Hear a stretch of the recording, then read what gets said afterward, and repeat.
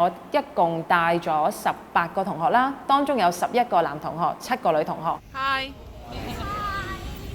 響5月嘅時候，我哋進行咗一個沖繩環島之旅。喺5日入面咧，我哋就跑咗一共150公里。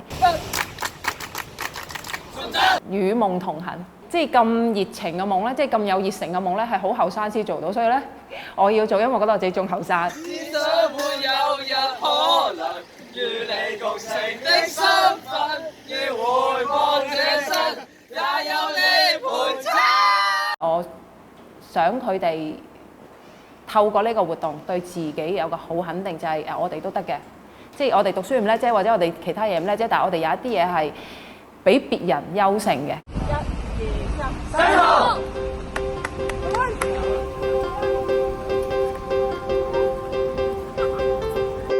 其實我哋呢個叫長跑隊，而家大概5年到啦，因為佢哋已經係中5啦，咁我亦都想佢哋喺畢業之前有一啲好大，即係一個好偉大嘅事情，等佢喺中學嘅時間發生。咁所以我又想佢留低一個好好嘅美夢。學校好配合啦，校長好支持啦。其實我又好好彩嘅，身邊好多人去幫我。我就係諗我要做沖繩環島呢樣嘢。咁我講咗出嚟之後咧，就好好啦，取材幫手啦。除咗佢嘅人嚟，即係嚟帶我哋跑之外咧，佢仲幫我係編晒路線啊，住啲咩地方啊。咁我其實完全唔使諗呢樣嘢，咁就已經即係一個好大嘅擔子放低咗。咁跟住學校，我就係其實係處理學校申請錢，同埋處理同學嘅訓練。最初去嘅時候咧，好多人就話會唔會跑得太多啊，或者會唔會佢哋唔得啊？因為 Miss 一開始話我有沖繩長跑，我都喺度諗緊，其實係咪會真係實現到咧咁樣？我一開始係覺得我唔得嘅，因為即係環島啦，85K 咁，我最多一個禮拜都係試過跑咗40K。1年前啦，碌睇 IG 見到阿鐘 Sir 就跑咗一轉沖繩啦，覺得哇佢咁勁，抽啲我做唔到。咁佢哋有個心態就係我哋有架車啊嘛，唔得我咪上車咯咁。但係我就同佢講咯，喺 Miss Choi 嘅字典入面咧係冇嘢唔得嘅，爭在你係咁樣做。我話如果嗰件事，我話如果跑呢段路咧，我話如果我跑到你跑唔到，我講唔過咯。咁所以我話如果我唔上車，你哋唔准上車。咁佢哋就開始有啲驚。就2月開始，我哋就有個鋪排啦，我哋加長課啦，我哋周圍跑啦，大概又跑魔鬼山啦，跟住又尖沙咀去藍田啦，總之跑好多好長嘅路，等佢哋自己要預備定。原來沖繩要咁樣跑嘅喎，同埋要俾佢知道就係你要為自己將會嘅旅程，你要做好準備。你唔做好準備，其實嗰啲係唔會 work 嘅咁。我覺得呢件事真係好值得去做，就係我成日想諗一啲好爆發性嘅嘢嘅，即係如果啲人已經做咗，前人有啲人做咗，咁如果我哋要再去做嘅時候咧，要好過前人咧，其實難度好高。咁我而家一路就係想俾我啲同學有一個好強嘅自我肯定，同埋俾佢覺得佢得嘅。我要洗佢哋腦咯，要俾佢哋知道就係呢樣嘢係壯舉嚟嘅。香港啲學界未試過㗎，即係so far你哋第一間學校做嘅，所以你哋要即係如果你成功咗，你哋就好勁㗎啦。咁不斷宣揚一個佢哋好得，你哋好得先至可以做到呢樣嘢嘅信息俾佢哋。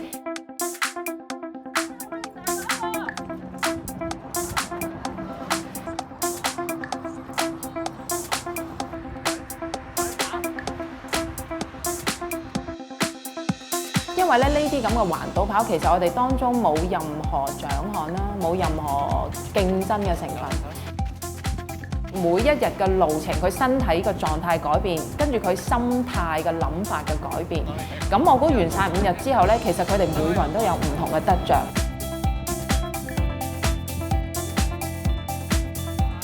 辛唔辛苦？唔辛苦，捱埋佢知道。不過去到沖繩，我發覺第一日已經跑咗40公里，係勁辛苦，我就心諗唔係嘛，乜咁難嘅？之後頂硬上啦。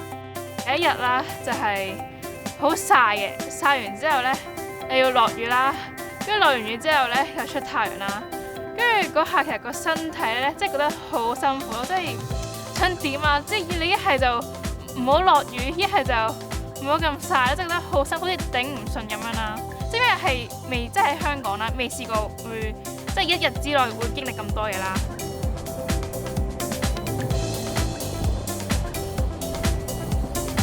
我去廣邀有份教呢一班同學嘅老師，如果有需要將我哋離開嗰段日子嘅功課啦、測驗啦交俾我就應承佢哋會每一日都要啲同學完成佢嘅學習嘅。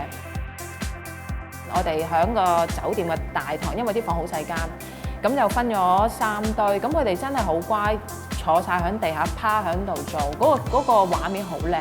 我會見到啲同學就係可能佢喺課堂有啲調皮，可能佢有啲學習上面未必做得最好，但係佢知道如果自己出咗去，老師要佢做嗰樣嘢，佢哋要做翻咯，咁佢哋做得好好咯。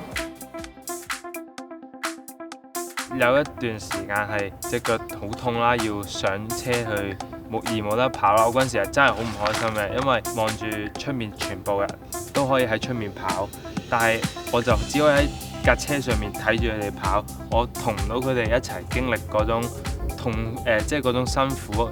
可能因為佢哋上車，我心入邊係諗住一定要跑埋佢哋嗰份。我哋一 team 人一定要 support 住佢哋。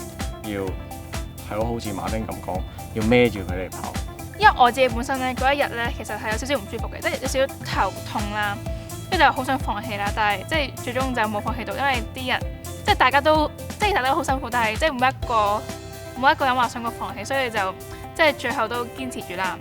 喺環島跑入邊係因為係成班人一齊先跑到，可以頂到。如果佢哋唔喺度，得我自己一個跑完一早放棄咗，搭咗的士翻酒店咁樣。鍾 Sir 喺跑完之後鼓勵我啦，佢話：嗱，你今日上咗車，你係唞咗，但係佢要我應承佢嚟緊嘅嗰3日都要 keep 住，要捱埋落去咯。因為就連我自己對自己嗰陣時都好冇信心啦，但係因為佢呢一句鞏固咗我，令我有一種目標，淨係要完成咯。一個人我跑50K 都做唔到，但係如果一班人我跑幾多都得。